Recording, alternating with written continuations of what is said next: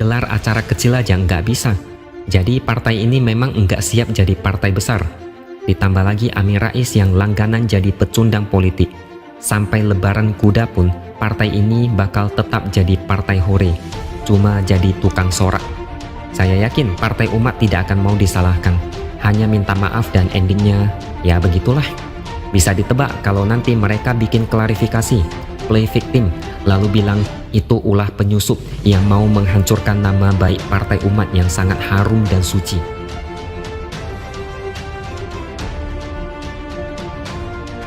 Pelaku kejahatan kelayapan di Rakernas Partai Umat. Banyak laporan pencurian dan pelecehan seksual.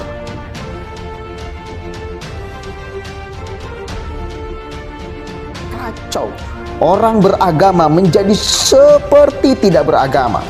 Orang yang bertuhan seperti tidak bertuhan. Wah, pokoknya justifikasi politik itu mengatasnamakan agama itu kental banget. Artinya apa? Agama benar-benar dilacurkan untuk kepentingan politik pada saat itu. Muatannya apa? Politik identitas. Kita pernah deh ngalamin bagaimana politik identitas hampir memporak-porandakan bangsa ini kemarin di Pilkada Jakarta. Ketika pemilihan langsung ya, itu kan kita sudah melewati berbagai pilkada di berbagai daerah. Ada 500 sekian kabupaten kota kita yang menjalankan pilkada secara langsung.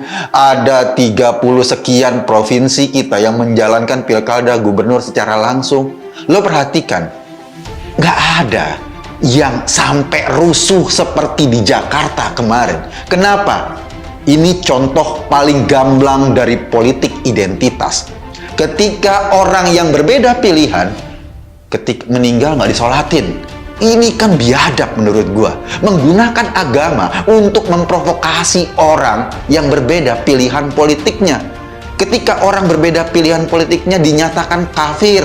Ketika orang berbeda pilihan politiknya dinyatakan sesat. Ketika orang berbeda pilihan politiknya dihalalkan darahnya karena dianggap keluar dari agama. Seolah-olah agama cuma punya dia doang. Ini benar-benar ngaco. Kalau politik identitas yang dimainkan seperti ini, dan ini kemudian direstui, kita memaklumi, maka masjid-masjid kita akan dikotori oleh agitasi-agitasi politik. Percuma aja mengingatkan orang yang keras kepala untuk berpolitik santun. Orang kayak Amin Rais ini, kalau bisa santun, bumi ini mungkin bisa terbelah 10. Bagi orang yang udah kebelet berkuasa, otaknya udah nggak bisa diajak kompromi untuk berpikir logis.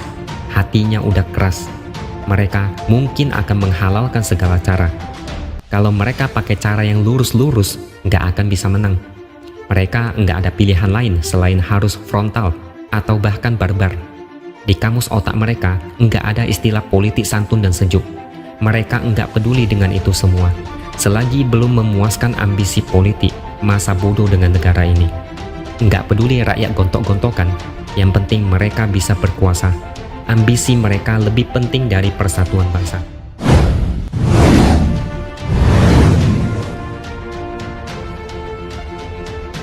Rapat Kerja Nasional atau Rakernas Partai Umat yang digelar di Asrama Haji Pondok Gede, Jakarta Timur pada Selasa 14 Februari 2023 disusupi pelaku kejahatan. Pasalnya banyak kader melaporkan adanya aksi pencurian hingga pelecehan seksual yang dialami oleh seorang jurnalis perempuan berinisial D saat meliput kegiatan. Adapun dugaan pelecehan seksual tersebut terjadi saat D bersama sejumlah jurnalis lainnya hendak mewawancarai Anies Baswedan yang hadir dalam Rakernas itu. Namun kondisi penuh sesak yang dipadati para kader Partai Umat dan para relawan Anies Baswedan. Saat itulah D diduga mengalami pelecehan seksual. Menanggapi hal tersebut, juru bicara Partai Umat, yakni Mustafa Nahrawardaya, membantah bahwa pelaku pelecehan seksual merupakan kader partainya.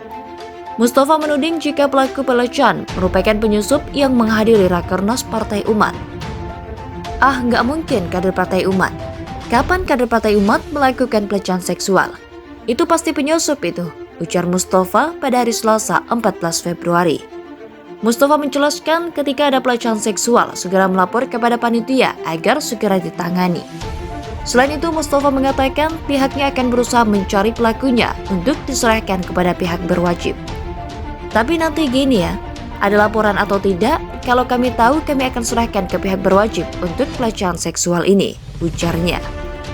Mustafa juga menuturkan bahwa panitia Rakernas Partai Umat telah menerjunkan lebih dari 100 personel keamanan untuk menjaga selama acara berlangsung.